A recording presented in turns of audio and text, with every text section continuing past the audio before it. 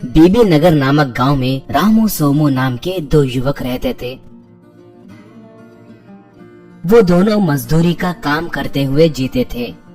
दोनों बहुत भले लोग थे। जरूरतमंद लोगों की मदद करते हुए गांव में अच्छा नाम कमाए।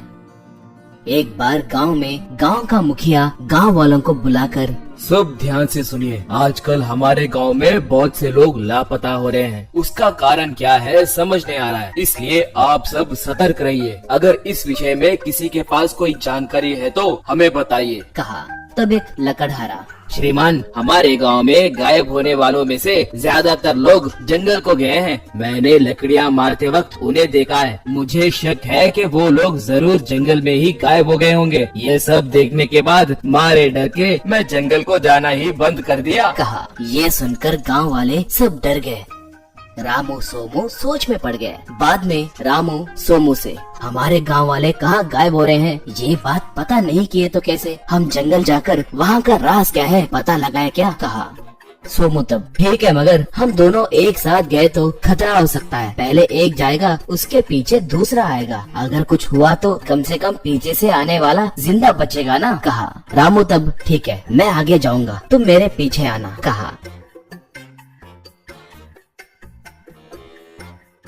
ऐसे रामू जंगल में आगे चलने लगा तो सोमू पीछे से जाने लगा। थोड़ी दूर जाने के बाद रामू को एक छोटी सी झोपड़ी दिखी। उसके सामने एक बूढ़ी औरत थी। उस बूढ़ी औरत ने एक लकड़ी से मछलियों को लटका कर रखा था। नीचे कोयले थे। वो मछलियाँ बहुत बड़े थे।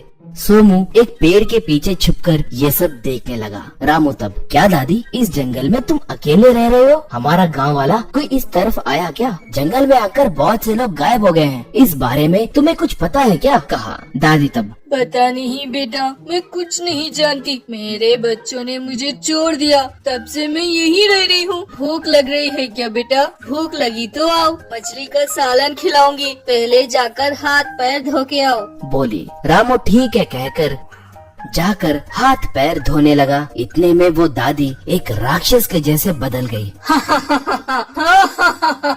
यूं हंसने लगी तो रामू घबरा कर पीछे मुड़कर देखा।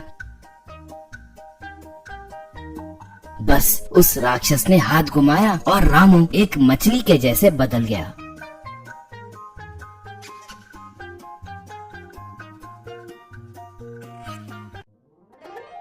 वो राक्षस उस मछली को पकड़कर दूसरे मछलियों के साथ बांध दी। तुम्हारे गांव वालों को मैंने ऐसे मछलियों के जैसे बदल दिया है। तुम्हें मिला के सबको एक साथ खाऊंगी।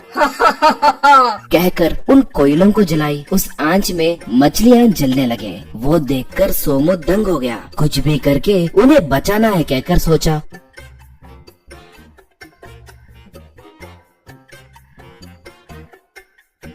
वो उस राक्षस से छुपकर उस झोपड़ी में गया। उसे वहाँ पर एक जादुई छड़ी दिखी। ये जरूर जादुई छड़ी होगी, इससे उस राक्षस को रोक सकते हैं क्या, देखता हूँ, सोचकर उसे लेकर झोपड़ी में से बाहर आया। सोमू को देखकर राक्षस, कौन हो रे तुम? मेरे झोपड़ी में कब आए? तुम्हारी कितनी हिम्मत? बोली। सोमू चुपचाप उस छड़ी को घुमाया। बस वो सारे मछलियाँ इंसानों के जैसे बदल गए। वो जादुई छड़ी हवा में उड़कर उस राक्षस को मारने लगी। राक्षस तब, बाप रे, बाप रे,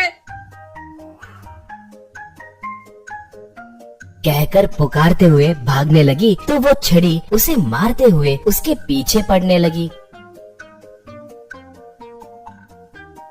सोमू सबको लेकर वहाँ से आ गया। सबको बचाने के लिए गांव वाले रामू और सोमू का अभिनंदन किए।